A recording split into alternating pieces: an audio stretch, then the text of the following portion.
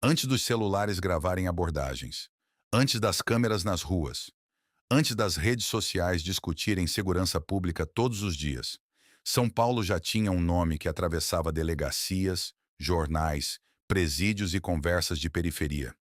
Um policial, um cabo da Polícia Militar, um homem que deveria representar a lei, mas que acabou se tornando um dos personagens mais controversos da crônica policial paulista.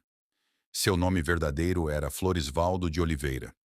Mas o Brasil conheceu esse homem por outro nome, Cabo Bruno. Para alguns, na época, ele foi tratado como uma resposta brutal a uma cidade assustada. Para outros, foi o retrato mais perigoso do que acontece quando a farda deixa de servir à lei e passa a agir por conta própria. E é por isso que a história de Cabo Bruno não pode ser contada como lenda, não pode ser contada como homenagem, e não pode ser contada como simples história policial. Ela precisa ser contada como alerta. Um alerta sobre medo, sobre violência, sobre poder, sobre imprensa, sobre Estado e sobre o risco de transformar policiais em personagens acima das instituições. Essa é a história de Cabo Bruno, o ex-PM que marcou São Paulo nos anos 80. O nome que assustou a periferia. O homem que passou décadas preso e que, quando finalmente saiu da cadeia, teve um fim tão sombrio quanto a própria trajetória. Para entender Cabo Bruno, é preciso voltar a São Paulo no começo dos anos 1980. A cidade era gigante, crescia rápido, a periferia se expandia, a desigualdade era profunda e a sensação de insegurança aumentava. Era um período em que muitos bairros conviviam com medo, abandono e pouca presença efetiva do Estado. Ao mesmo tempo, o Brasil atravessava uma transição política. A ditadura militar caminhava para o fim. A sociedade começava a discutir democracia, direitos, abusos e o papel das forças de segurança. Mas nas ruas, principalmente nas regiões mais pobres, a realidade era dura. O discurso da limpeza e da justiça com as próprias mãos encontrava espaço em uma população cansada de violência. E é justamente nesse ambiente que personagens como Cabo Bruno surgem, não do nada, mas de uma mistura perigosa. Medo da população, pressão por resultados, imprensa policial forte, autoridade armada e uma cultura que, em certos momentos, parecia aceitar que alguns homens podiam agir acima da lei. Floresvaldo de Oliveira entrou para a Polícia Militar de São Paulo e chegou à graduação de cabo. A farda, para qualquer policial, carrega peso, carrega autoridade, carrega confiança pública. Quando um policial entra em uma ocorrência, ele não chega apenas como indivíduo. Ele chega representando o Estado. E é por isso que a história de Cabo Bruno é tão grave. Porque as acusações contra ele não envolviam apenas um homem, envolviam um agente público, alguém treinado, armado e protegido por uma estrutura que deveria servir à sociedade. Nos anos 1980, o nome Cabo Bruno começou a aparecer com força nas páginas policiais. Ele passou a ser associado a uma sequência de crimes na zona sul de São Paulo. Reportagens da época falavam em dezenas de mortes atribuídas a ele e a grupos ligados à atuação ilegal de policiais. A imprensa passou a tratá-lo como um dos homens mais temidos da cidade. Mas aqui é importante fazer uma pausa. Quando se fala de Cabo Bruno, existe uma armadilha narrativa. A armadilha de contar essa história como se fosse um personagem de ação, como se fosse um policial durão, como se fosse um nome cinematográfico. Não é esse o caminho. A história dele não é uma aventura.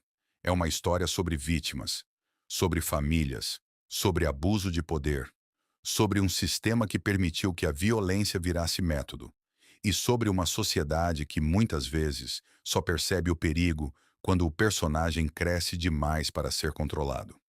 Cabo Bruno ficou conhecido em uma época em que parte da população via com simpatia figuras chamadas de justiceiros. Esse termo aparecia nos jornais, aparecia nas conversas, aparecia como se fosse uma solução para o medo. Mas a palavra esconde um problema enorme. Porque quando alguém se apresenta como justiceiro, a primeira pergunta deveria ser: quem deu a essa pessoa o direito de decidir quem vive, quem morre, quem é culpado e quem deve ser punido? Em uma democracia, Justiça não é impulso, não é vingança, não é recado. Justiça depende de investigação, processo, prova, defesa e julgamento. Quando isso desaparece, o que sobra não é justiça, é poder sem controle. E Cabo Bruno virou símbolo justamente dessa zona perigosa. A zona onde o policial deixa de ser agente da lei e passa a ser personagem do medo. Antes de continuar, se inscreve no canal se você gosta de histórias reais da crônica policial brasileira, contadas com contexto, sem sensacionalismo e sem transformar ninguém em herói absoluto. Aqui a proposta é entender a história, a época e as contradições por trás de cada nome. A queda de Cabo Bruno começou quando as denúncias ganharam força. Em 1983, ele foi preso. A partir dali, o personagem que circulava pelas ruas e jornais passou a circular também pelo sistema prisional. Mas nem a prisão encerrou sua fama. Pelo contrário, a história ficou ainda mais complexa. Cabo Bruno tentou fugir algumas vezes. Foi recapturado. Voltou a aparecer na imprensa. E sua imagem continuou presa a uma mistura de medo, curiosidade e polêmica. Durante anos, ele se tornou um daqueles nomes que todo mundo parecia conhecer, mesmo sem saber exatamente todos os detalhes. Isso acontece muito na crônica policial. O apelido cresce, o personagem cresce, e com o tempo, a memória pública começa a misturar fato, rumor e mito. Mas no caso de Cabo Bruno, uma coisa era impossível ignorar. Ele foi condenado, passou décadas preso e virou um dos exemplos mais conhecidos da violência policial fora da lei em São Paulo. Enquanto cumpria a pena, sua trajetória teve uma virada que chamaria a atenção da imprensa. Na prisão, Cabo Bruno se aproximou da religião, tornou-se evangélico, passou a participar de cultos, ajudou em atividades religiosas dentro do sistema prisional. E, segundo reportagens da época, dizia querer deixar para trás o personagem que havia sido. Para alguns, essa conversão era sinal de arrependimento. Para outros, era apenas mais uma camada complexa de uma história difícil. Porque a pergunta não era simples. Um homem pode mudar? Pode se arrepender? Pode tentar recomeçar depois de décadas de prisão? Essas perguntas são legítimas. Mas existe outra pergunta, igualmente importante. Como as vítimas e suas famílias enxergam esse recomeço? Porque toda história de redenção precisa lembrar que existe alguém do outro lado. Não basta falar do homem que quer recomeçar. É preciso lembrar das pessoas que não tiveram a chance de continuar. Esse é o cuidado que a história de Cabo Bruno exige. Ela não pode ser contada apenas pelo ponto de vista do personagem. Também precisa ser contada pelo peso que ele deixou.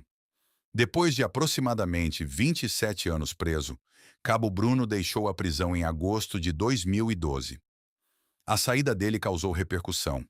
A imprensa voltou ao caso. Reportagens perguntavam quem era aquele homem depois de tanto tempo preso. Ainda existia o Cabo Bruno? Ou agora existia apenas Florisvaldo de Oliveira? Seu advogado chegou a defender a ideia de que o Cabo Bruno havia ficado no passado, que o homem que saía da prisão era outro, um homem religioso, um homem mais velho, um homem que dizia querer viver em paz.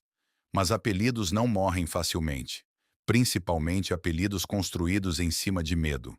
Mesmo livre, ele continuava sendo reconhecido pelo nome que carregou durante décadas. Cabo Bruno. Um nome curto, pesado, marcado e talvez impossível de abandonar. Nos poucos dias em liberdade, ele tentou reorganizar a vida. Apareceu em cultos, esteve com familiares, falou sobre religião, tentou se apresentar como alguém transformado. Mas a liberdade durou pouco. Pouco mais de um mês depois de sair da prisão, Cabo Bruno foi morto em Pindamonhangaba, no interior de São Paulo. O fim dele teve enorme repercussão, não apenas porque ele era famoso, mas porque parecia encerrar uma história de forma quase simbólica. Um homem ligado a uma trajetória de violência terminava a própria vida cercado novamente por violência. A polícia passou a investigar. A imprensa voltou ao personagem e a pergunta ficou no ar. O passado havia finalmente alcançado Cabo Bruno? Ou aquela morte era apenas mais um capítulo de uma história que nunca foi completamente esclarecida? O fato é que o fim dele não trouxe paz para a memória do caso. Cabo Bruno morreu, mas o debate continuou. E talvez continue até hoje. Porque a história dele não fala apenas sobre um ex-policial. Ela fala sobre uma ideia perigosa que sempre volta ao debate público. A ideia de que, diante do crime, vale qualquer coisa. Essa é a tentação mais perigosa da segurança pública. Quando a população está com medo, ela aceita discursos duros. Quando a violência cresce, ela pede respostas rápidas. Quando o Estado falha, aparecem personagens prometendo resolver tudo na força. Mas a história mostra que esse caminho cobra um preço. Porque quando se permite que alguém atue acima da lei, ninguém está realmente protegido. Hoje pode ser contra alguém que a sociedade teme. Amanhã pode ser contra qualquer pessoa. É por isso que a história de Cabo Bruno precisa ser lembrada com cuidado. Não para defender criminosos, não para atacar a polícia como instituição, mas para lembrar que polícia forte não é polícia fora da lei. Polícia forte é polícia técnica, é polícia investigativa, é polícia que prende com prova, é polícia que respeita processo, é polícia que protege a sociedade sem se transformar naquilo que deveria combater. Cabo Bruno virou símbolo de um período em que parte da população confundiu medo com autorização. E essa confusão é uma das mais perigosas que existem. A crônica policial brasileira tem muitos personagens. Alguns vieram do crime, outros vieram da polícia. Alguns viraram manchete por desafiar o Estado, outros por usar o Estado como escudo. Cabo Bruno está nesse segundo grupo. Ele representa a pergunta incômoda. O que acontece quando a autoridade se transforma em ameaça? E essa pergunta não pertence apenas aos anos 80. Ela continua atual. Porque o Brasil ainda discute diariamente os limites da força policial. Ainda discute abusos. Ainda discute medo. Ainda discute impunidade. Ainda discute se segurança pública deve ser feita com inteligência ou com espetáculo. A história de Cabo Bruno mostra que o espetáculo pode até gerar aplauso por um tempo, mas deixa cicatrizes que atravessam décadas. No fim, Floresvaldo de Oliveira foi um homem real. Cabo Bruno foi o personagem que a polícia, a imprensa, o crime e a sociedade ajudaram a construir. Um personagem sombrio, um nome lembrado com medo, um exemplo de como a farda pode perder o sentido quando se distancia da lei. E talvez essa seja a frase que melhor define sua história.